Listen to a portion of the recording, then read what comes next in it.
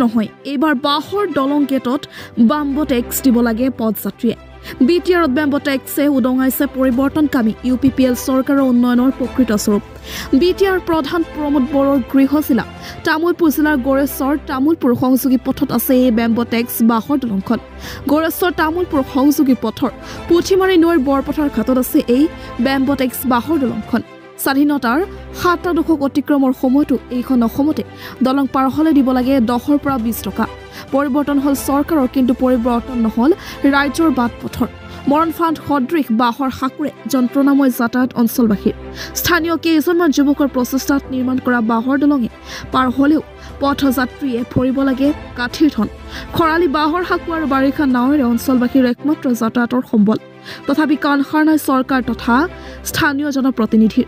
গড়েশ্বৰ তামুলপুৰ সংযোগী পথৰ পুঠিমাৰী নৈৰ বৰপথাৰ ঘাটত শীঘ্ৰে এখন পকী দলং নিৰ্মাণৰ দাবী জনাইছে অঞ্চলবাসী ৰাইজে। গড়েশ্বৰ টু তামুলপুৰ ৰোডৰ বৰপথাৰ গাঁৱৰ পুঠিমাৰী ব্ৰিজখন আজি কেইবাবছৰ বহুত দিনৰ পৰা এনেকৈ আছে। BPF চৰকাৰ গ'ল, এইবাৰ হাগ্ৰামা প্ৰমোদ বড়ো চৰকাৰ আহিল, আজি 2 বছৰ 3 বছৰ হ'বৰে হ'ল। আমাৰ তামুলপুৰ যেতিয়া নতুনকৈ গঠন হৈছে, কিন্তু ব্ৰিজখন এতিয়ালৈকে কোনো ধৰণৰ দিয়া নাম লোৱা নাই। এতিয়া আমাৰ গাঁৱৰ বৰপথাৰ গাঁৱৰে যুৱক কেইজনমান মিলি পেলাই ব্ৰিজখনৰ কাম কৰিছোঁ, বাঁহৰে বনাইছোঁ। আমি বাঁহৰে বনাই পেলাই ৰাইজৰ পৰা আমি 10-20 টকা গঠন পইচা ল'লোঁ মানে আমাৰ বাঁহৰ পইচাটো এতিয়ালৈকে অহা নাই। এতিয়া চৰকাৰে কিবা এটা কৰিলে আমাক ভাল লাগে। তাৰপিছত বাঁহৰ পইচাটো দিলেও বহুত আমাৰ হেৰি হয়, নহ'লে আমাক যিখন পকী দলং লাগে পকী দলংখন দিব লাগে চৰকাৰে অতি সোনকালে। তাৰে চৰকাৰৰ প্ৰতি আহ্বান জনাইছোঁ আমি আমাৰ গাঁৱৰ তৰফৰ পৰা। এই দলংখনৰ সুবিধাৰ কাৰণে 20-30খন গাঁও গড়েশ্বৰ এলেকাৰ আৰু তামুলপুৰ এলেকাৰ কমচে 30-40খন গাঁও ইফালে আপ ডাউন হয়, কিন্তু দলংখনৰ অসুবিধাৰ কাৰণে মানে মানুহ যাতায়াত কৰিব নোৱাৰে, বহুত দূৰ ঘূৰি আহিব লগা হয়। তাৰ কাৰণে বহুত অসুবিধা হৈ আছে। চৰকাৰে অতি সোনকালে দলংখন নিৰ্মাণ কৰাটো বিচাৰোঁ আমি। আৰু এইটো উপযোগী একদম নহয়। এইটো মানে যি মানুহ বাইক লৈ গ'লে কঁপি থাকে দলংখন, প্ৰত্যেক মানুহ আহিলে যাবৰ কাৰণে ভয় কৰে। দলংখন ইমান দীঘল কমচে কম 200 মিটাৰমান দীঘল হৈছে, বহুত ৰাইজৰ কাৰণে উপায় নাই। পাৰ নহ'লেও নহয় মানুহবোৰ, নহ'লে বহুত দূৰ ঘূৰিব লাগে।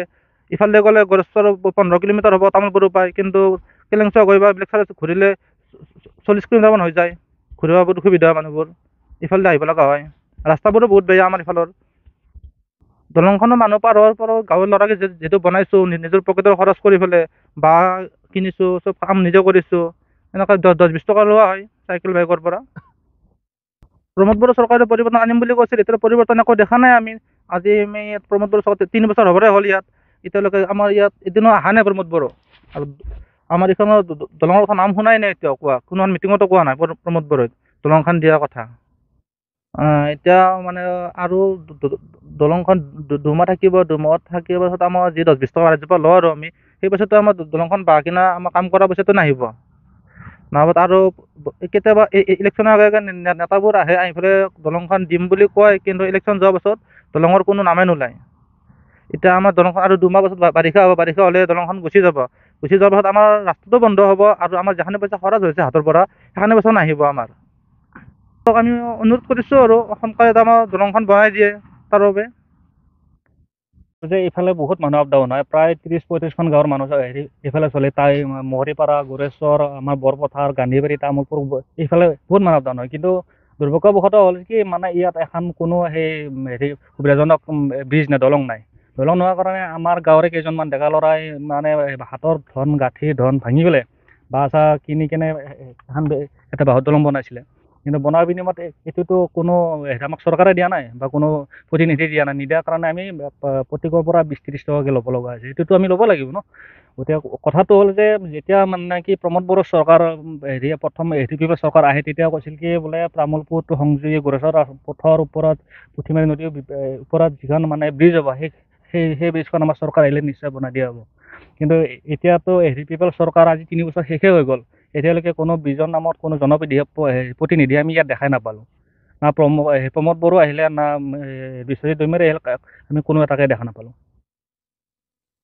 না যিখিনি আমি এনেকৈ 10-20-30 টকা কিলো, আমাৰতো ইয়াত প্ৰায় 2 লাখৰ ওপৰত খৰচা হৈছে হাজিৰাটো আৰু বাঁহ চাহ কিনা দি। কিন্তু সেই পইচাটো আমাৰ নাহে, মাত্ৰ দিনত আহে 1000-1200 টকা। এইখিনি পইচাতে আমাৰ কোনো নহয়।